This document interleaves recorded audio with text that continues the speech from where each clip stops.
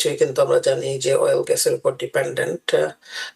এদিকে আবার রাশিয়া এবং চায়না তারাও আবার মাঝে মাঝে ইনভেস্টিগেটিং বা তারা যেভাবে সাপোর্ট দিচ্ছে ইরানকে, because they consider they are their allies. President Donald Trump তিনি দাবি করছেন যে এর মধ্যে আমেরিকার জয় চলে এসেছে। তিনি দাবি করছেন তেল গ্যাস বিষয়ে একটা প্রেজেন্ট আসতে যাচ্ছে, উপহার আসতে যাচ্ছে আমেরিকার জন্য, যেটা আমি চেয়েছিলাম। তিনি বলছেন যে আমি সেটাই চেয়েছিলাম।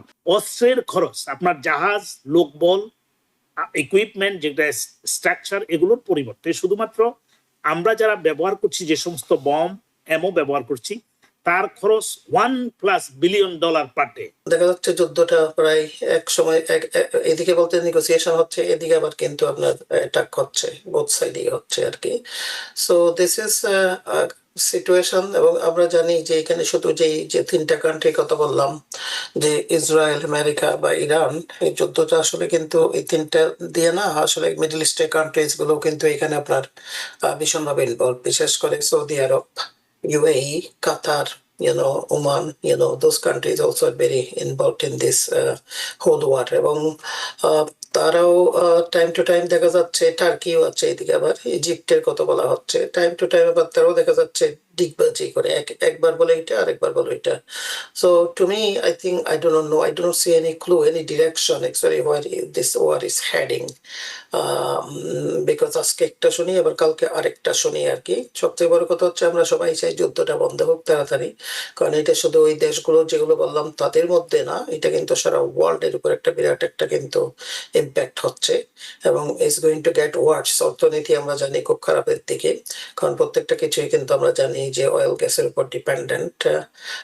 এদিকে আবার রাশিয়া এবং চায়না তারাও আবার মাঝে মাঝে ইনভেস্টিগেটিং বা তারা যেভাবে সাপোর্ট দিচ্ছে ইরানকে, because they consider they are their allies. আবার এদিকে ইন্ডিয়া দেখা যায় মাঝে মাঝে দুই দিকেই বলে, একবার এদিকে। সো এই ওয়ার টাইমে আসলে এই প্রপাগান্ডা গুলো is very difficult, very uncertain two trust and to have confidence in.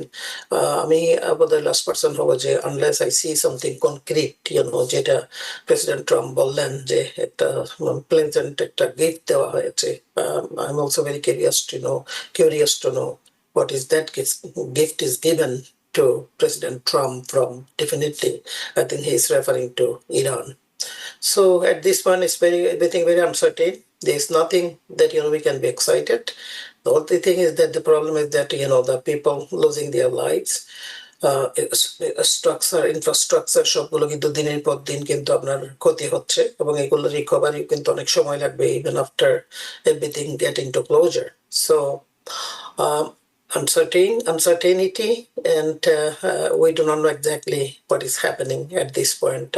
এবং এগুলো আমরা কোনো ডিটেইল খবর পাচ্ছি না, আমরা বিভিন্ন যে সোর্সের বরাদ দিয়ে যেগুলো পাচ্ছি সেগুলো কিন্তু আসলে ট্রাস্ট করা খুব difficult. So unless and until I see something concrete between the countries involved directly, particularly, I don't think we can say anything at this point that okay, this is where the war is heading. There is no direction at this point, clueless. কিন্তু একটা জায়গায় কি আপনার কাছে ঘটনা প্রবাহের বিশ্লেষণে মনে হচ্ছে যে প্রেসিডেন্ট ডোনাল্ড ট্রাম্প তিনি দাবি করছেন যে এর মধ্যে আমেরিকার জয় চলে এসেছে? তিনি দাবি করছেন তেল গ্যাস বিষয়ে একটা প্রেজেন্ট আসতে যাচ্ছে, উপহার আসতে যাচ্ছে আমেরিকার জন্য, যেটা আমি চেয়েছিলাম। তিনি বলছেন যে আমি সেটাই চেয়েছিলাম। তো সব অর্জন কিংবা উদ্দেশ্য যদি সাধন হয়, তাহলে তিনি আসলে যুদ্ধটা বন্ধ করার কথাই ভাবছেন, সেটি যেই কারণেই হোক না কেন। এটা it's a kind of way out, এটা তো আমরা জানি। সে বলছেন যে বরাবরই সে বলছে যে অয়েল গ্যাস, এবং তাদের কিন্তু মেইন শর্তটাও ছিল কিন্তু অয়েল গ্যাস ডিপেন্ড করে আর কি। ইসরায়েল এখানে এক্সাজারেট করেছে, ড্র্যাগ করেছে আমেরিকাকে ওয়ারে, কিন্তু আসলে আলটিমেটলি কিন্তু যুক্তরাষ্ট্র, বেশ করে ট্রাম্প যেটা বলছেন, প্রেসিডেন্ট ট্রাম্প, সে তো বারবার বলছে যে অয়েল গ্যাস রিলেটেড, এবং তাদের স্বার্থ আছে এখানে। স্বার্থ এখানে সবারই আছে, সারা ওয়ার্ল্ডের সবাই, চায়নার আছে, রাশিয়ার আছে, প্রত্যেকেরই স্বার্থ আছে মিডল ইস্টের উপরে। তো আমার কাছে মনে হচ্ছে না ultimately the oil and gas, what is that? I'm not sure actually what is he referring to. So at this point, this is what very uncertain situation. ওকে, করিম চৌধুরী, একটু আপনার কাছে জানি, সেটা হলো যে ঘটনা প্রবাহ বিশ্লেষণ করে আপনার কাছে কি মনে হচ্ছে প্রেসিডেন্ট ডোনাল্ড ট্রাম্প যুদ্ধটা আর কন্টিনিউ করতে চাইছেন না, কিংবা আপনার কাছে কি মনে হচ্ছে তিনি সেটি কি চাপের মুখে চাইছেন না, সেটি কি তিনি বাস্তবতা বিবেচনা চাইছেন না, অর্থাৎ যুদ্ধটা বন্ধ করতে চাইছেন কিনা সেটি একটু আপনার কাছে শুনি। মিউট করা আছেন আপনি, জি। শুনুন, ঘটনা প্রবাহ যদি আমরা গত জুন থেকে একটু বিশ্লেষণ করে থাকি, মানে 2025-এর জুন থেকে। গত জুন জি। বলতে 2025-এর জুন জি। থেকে যখন আমরা Midnight বলছি যে Hammer। আমরা তাদের পারমাণবিক যে প্রোগ্রাম কর্মসূচি তাকে টোটালি আমরা ধ্বংস করে দিয়েছি। ইরান আর দ্বারা সেই পারমাণবিক রিসার্চের ক্ষেত্রে যেতে পারবে না, তাদের যে পারমাণবিক ওয়্যারহেড ডেভেলপমেন্টের ক্ষেত্রে যেতে পারবে না।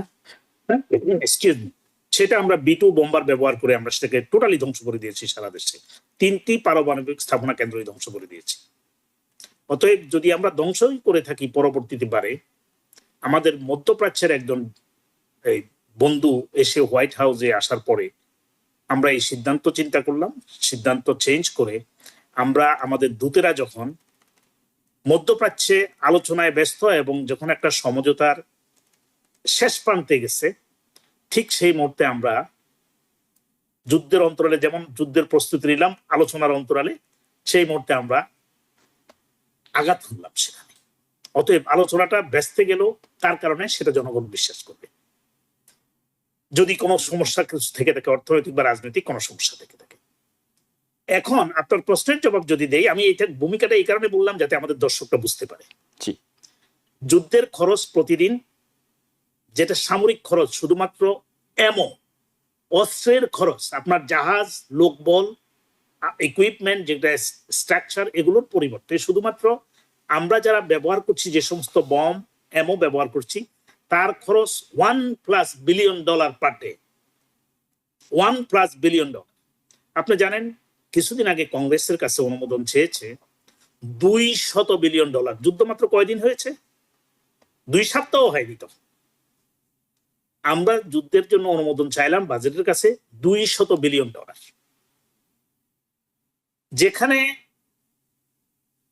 আমাদের রাষ্ট্রীয় অর্থনৈতিক যে মন্দাভাব চলছে ট্যারিফের কারণে, প্রতিটি ফ্যামিলি কংগ্রেশনাল বাজেট অফিসের হিসাব অনুযায়ী 2000 থেকে $2400 পর্যন্ত বেসড অন ফ্যামিলি সাইজ ক্ষতিগ্রস্ত হয়েছে সো কল ট্যারিফের কারণে।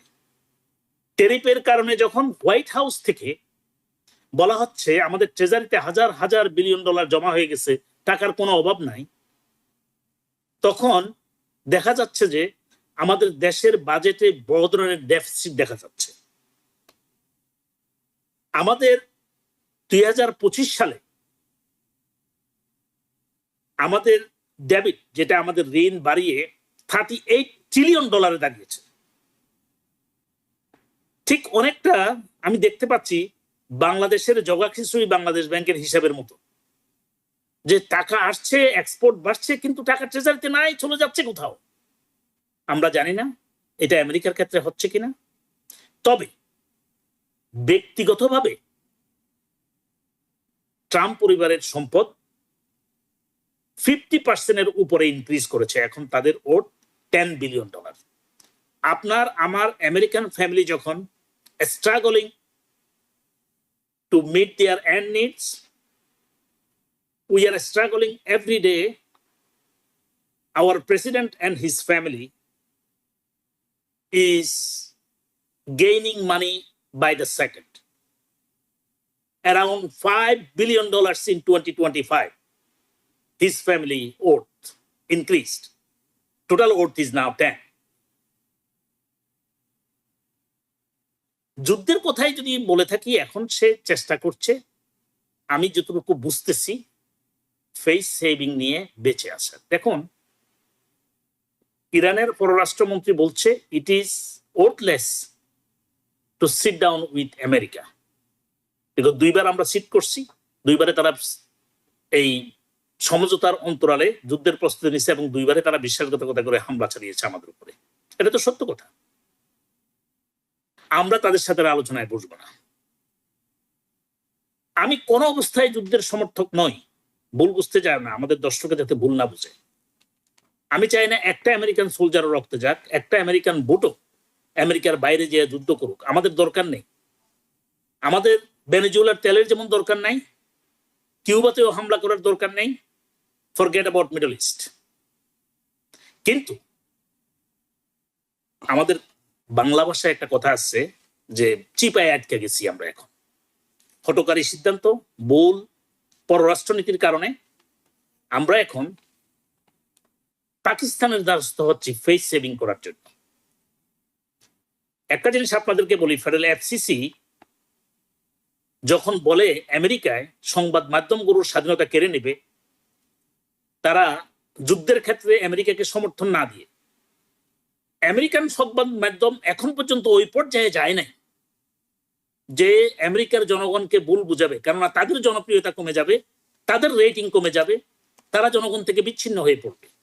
যার ফলে আমেরিকান সংবাদ মাধ্যম, মেজর সংবাদ মাধ্যমগুলো CNN, NBC, CBS, new York Times, তারা প্রচার করে যাচ্ছে সংবাদ যতটুকু সম্ভব সত্যটা জানানোর জন্য। যখন বলে যে আমেরিকার জনগণকে ভুল বোঝানোর জন্য ফোর্স ক্রিয়েট করা হয়, তখন আমাদের আমেরিকার জনগণ বুঝতে আর বাকি নেই যে আমাদের দিনকাল ভালো যাচ্ছে না, আমাদের সন্তানেরা বাহিরের মাটিতে ভালো নেই, আমরা আর আমাদের সন্তানদের লাশ রিসিভ করতে যেতে চাই না, আমরা আমাদের সন্তানদেরকে ফুলের মালা দিয়ে ঘরে আনতে চাই। এরকম আমেরিকার আরো কয়েকটা যুদ্ধের কথা বলা যাবে। ভিয়েতনাম যুদ্ধ বেশি দিন হয় নাই, আমাদের অনেকেই সেই যুদ্ধ সম্পর্কে পরিষ্কার জানা আছে। হয়তো আমরা, ট্রাম্প যেরকম 3 দিন পরেই বলেছিলেন যুদ্ধে বিজয় হয়ে গেছে, আমি যেটা চেয়েছিলাম সেটা হয়ে গেছে, রেজিম চেঞ্জ হয়ে গেছে, আমরা খামেনিকে মারে ফেলেছি, সব সমাধান হয়ে গেছে, তাদের সমস্ত অস্ত্র ভান্ডার আমরা উড়ে দিয়েছি। কিন্তু এটাকে যদি আমরা মনে করি কুয়েত আর ইরাকের মতো ছোট একটা রাষ্ট্র, আমি মনে করি আমাদের অজ্ঞতার যথেষ্ট ফলাফল ইতিমধ্যেই এই দেশটি সাফার করেছে, আমাদের সামরিক বাহিনী সাফার করেছে। বলতে খুব লজ্জা হয়, আমাদের F-35 সেখানে বুলন্টিত হয়েছে, যেটা আমাদের গর্ব ছিল। এটা হয়েছে সম্পূর্ণভাবেই আমাদের ভুল নীতির কারণে, আমাদের সমরবিদদের পরামর্শের বাইরে গিয়ে হোয়াইট হাউস থেকে যেটা করেছে। আপনার প্রশ্নের উত্তরে আসি, হ্যাঁ আমরা এখন সেখান থেকে বের হয়ে আসতে চাচ্ছি, কিন্তু প্ল্যান বি অলসো রেডি করে রাখছি, যেখানে 25 থেকে 3000 মেরিন সেনা আমরা সেদিকে পাঠাচ্ছি। ইনকেস যদি আমাদের সেটা সসম্মানে আমরা যদি সেখান থেকে আসতে না পারি, তাহলে যাতে যুদ্ধ করিয়ে যায়। ট্রাম্পের জন্য দুইটাই লাভ, সসম্মানে আসলে সে বিজয় ঘোষণা করবে, আর যদি কোনো সেখানে এঙ্গেজ হয়ে যেতে হয়, তাহলে 2026 সালের যে নির্বাচন, দেশে জরুরি অবস্থা ঘোষণা করে সেই নির্বাচন থেকে সে রক্ষা পেতে পারে।